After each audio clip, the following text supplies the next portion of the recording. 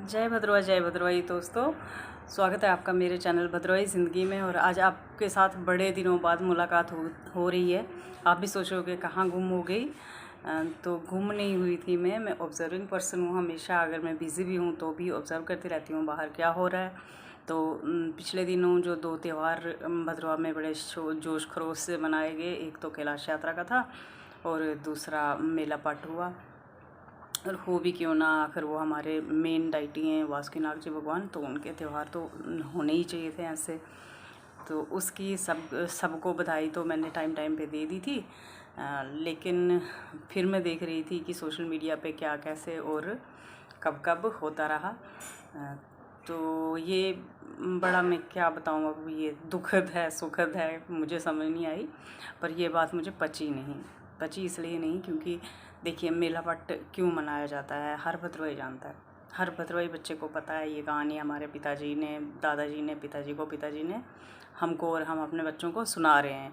तो ये जो त्यौहार था वो इसलिए मनाया जाता है। ये मेला जो है वो एक कोड इसलिए लगाया जाता था क्योंकि जो मुग़ल बादशाह थे अकबर, उनके पास जो हमारे भद्रवाह के तत्कालीन राजा थे, राजा नागपाल जी, सब राजाओं को वहाँ हाज़िरी देने जाना पड़ता था, तो वो भी गए थे।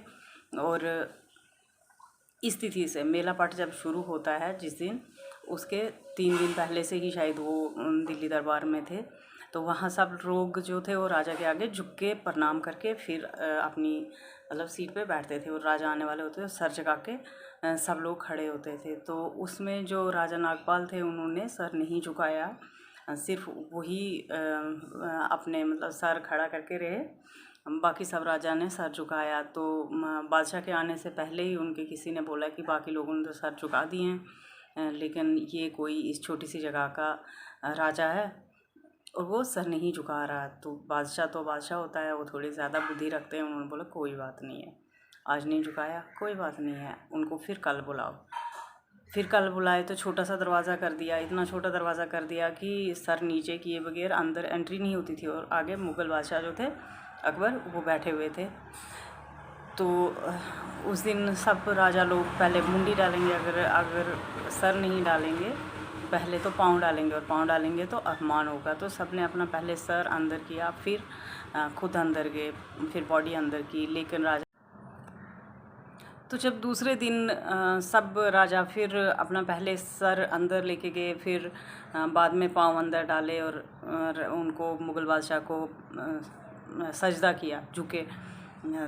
तो उनको लग रहा था कि अभी राजा नागपाल जी भी यही करेंगे सेम, क्योंकि पहले सर डालेंगे अंदर, पर ऐसा नहीं हुआ। राजा नागपाल जी ने अपना पहले पाँव अंदर किए, फिर सर अंदर किया। तो उस दिन बादशाह से रहा नहीं गया। उन्होंने पूछा कि ऐसा क्यों, आखिर सब लोग मेरे सामने सजदा करते हैं तो आप क्यों नहीं करते हो, मैं पूरे हिंदुस्तान का बादशाह हूँ। तो उन्होंने वासुकीनाग जी के बारे में बताया कि मेरे शीश पे जो है उनका वास है, मैं ऐसा नहीं कर सकता, मैं नहीं झुक सकता, उनके अलावा मैं कहीं नहीं झुकता हूँ। तो इस पर फिर बादशाह का गुस्सा होना बनता था। वैसे भी वो कोई सेकुलर नहीं थे, तो उनको दूसरे धर्म का सर खड़े करके चलना इतना पसंद नहीं था। तो उन्होंने बोला कि ठीक है, फिर आप दर्शन करा दो। तो या तो आप मेरे सामने सर झुकाओ, या तो फिर बताओ वासुकीनाग भगवान जी आपकी मदद कैसे करते हैं इस दिल्ली दरबार में। तो अगर ठीक है, अगर दर्शन हो जाते हैं, हम मान जाते हैं कि वासुकीनाग जी हैं, तो फिर तो ठीक है, नहीं तो फिर आपको सज़ाए मौत होगी। और जैसे भी उनके वहाँ दरबार में होता था, जो किया जाता था, दूसरे दिन के लिए वो इंतज़ाम कर लिया गया कि इनको मारना है। तो राजा डरे भी, आखिर इंसान है, वो डरते भी थे। लेकिन उन्होंने फिर उनको वासुकीनाग जी ने सपने में दर्शन दिए। उन्होंने कहा कि आपको बस ये केसरी साफा जो है, केसरी पग अपने सर पे पहन के दरबार में चले जाना, और झुकने की ज़रूरत नहीं है आपको। वो बस वासुकीनाग जी का सहारा लेके दरबार में चले गए। वो उस दिन भी नहीं झुके। और अब बादशाह ने कहा कि हमें दर्शन नहीं हुए, तो अब आपका तो शीश उतार दिया जाएगा, काट दिया जाएगा सर आपका। तो उस प्रोसेस को करने के बीच में जो है ना, इन्होंने वासुकीनाग जी ने उनको अपने भव्य दर्शन, उग्र रूप में दर्शन दिए वहाँ पे, जिसको कहते हैं शेषनाग के, उसके मतलब उसके हिसाब से उन्होंने दर्शन दिए, जिससे कि सभा में मौजूद हर कोई राजा उनके आगे झुक गए। और साथ में अकबर भी उनके आगे समर्पण करके, समर्पण दोस्तों, सेकुलर नहीं, वो सेकुलर नहीं थे, वो मानते नहीं थे, पर उन्होंने जब नाग को देखा उन्होंने समर्पण किया। बादशाह अकबर के साथ ऐसी एक घटना नहीं हुई है, बादशाह अकबर के साथ ऐसी बहुत घटनाएं हुए हैं। जैसे मीराबाई के आगे वो ज़िद करके दिल्ली से चले गए थे तानसेन को लेकर साथ में, जब वहाँ पे महाराणा प्रताप भी गए थे अजमेर में, तो दोनों लोग वहाँ मिले भी थे। वो ज़िंदगी भर कट्टर दुश्मन रहे लेकिन वहाँ मिले भी थे। तो वहाँ भी ये यही ज़िद करके गए थे कि मैं देखता हूँ कैसे, कौन से भगवान है, कौन सी इतनी बड़ी संत है जिसको भगवान दर्शन देते हैं। तो मीराबाई ने भी उनको साक्षात कराए थे श्री कृष्ण के, और फिर वहाँ भी उन्होंने हार मानी थी, और वहाँ पे उन्होंने अपना बेशकीमती एक पन्ने का हार जो था मीराबाई को दिया है, वो आज भी वहाँ के प्राचीन मंदिर में कहीं रखा हुआ है।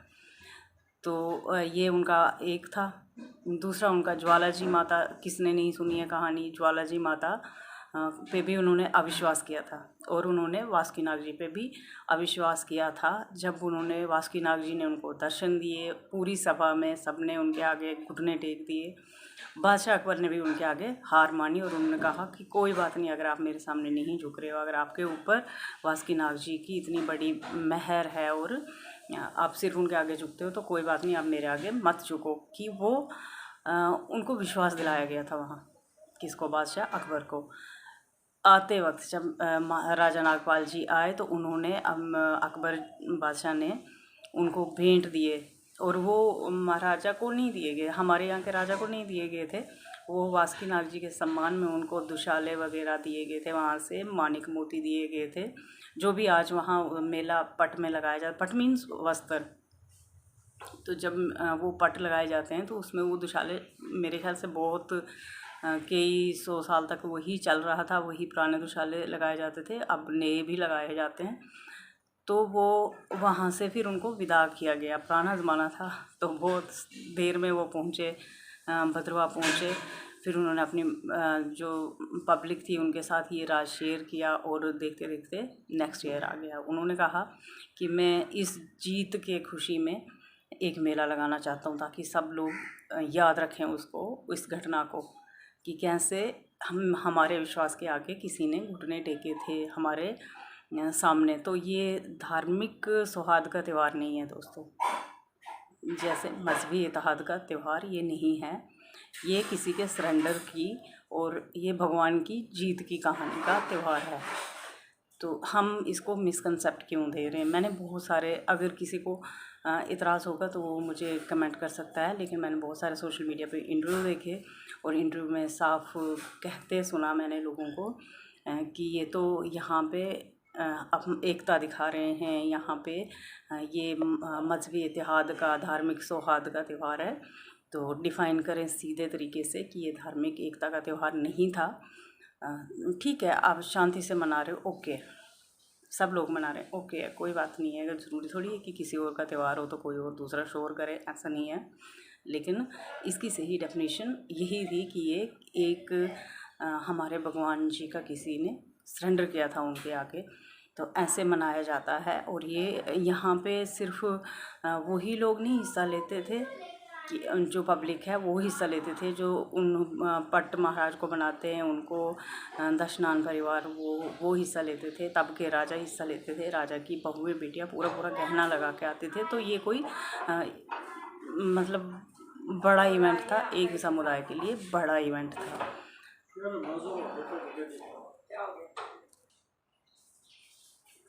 तो कभी कभी हम लोग क्या करते हैं कि अपने इतिहास को ना डाइल्यूट हो जाने देते हैं, धीरे धीरे, ये परत दर परत होता है, धीरे धीरे धीरे धीरे धीरे धीरे हमारा इतिहास जो है वो बदल जाता है, हमारे कंसेप्ट बदल जाते हैं।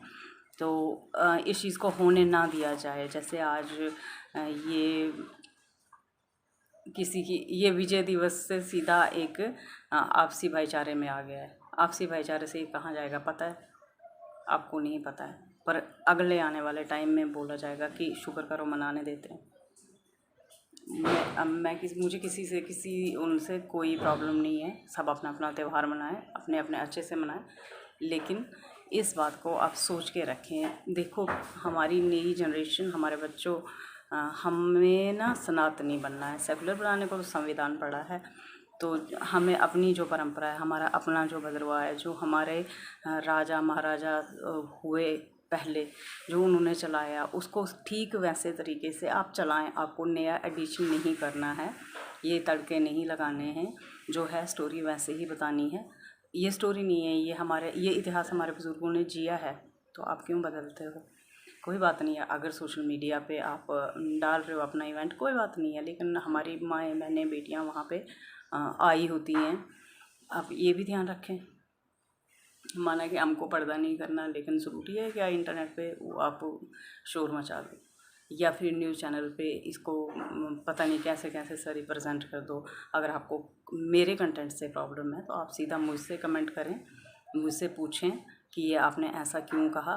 बाकी आप अपने इंटरव्यू पे भी ध्यान दें, क्योंकि आप हमारे ही बच्चे हो सारे। जितने लोगों ने लिया इंटरव्यू, जितने लोगों ने दिया इंटरव्यू, वो देखें, स्टोरी को पलटें नहीं, स्टोरी को वैसे ही रखें, जो हुआ है एग्जैक्ट वही बताएं। तो मेला पट पे मेरे ख्याल से मेरा तो इतना ही ज्ञान था, मैंने आपको दे दिया।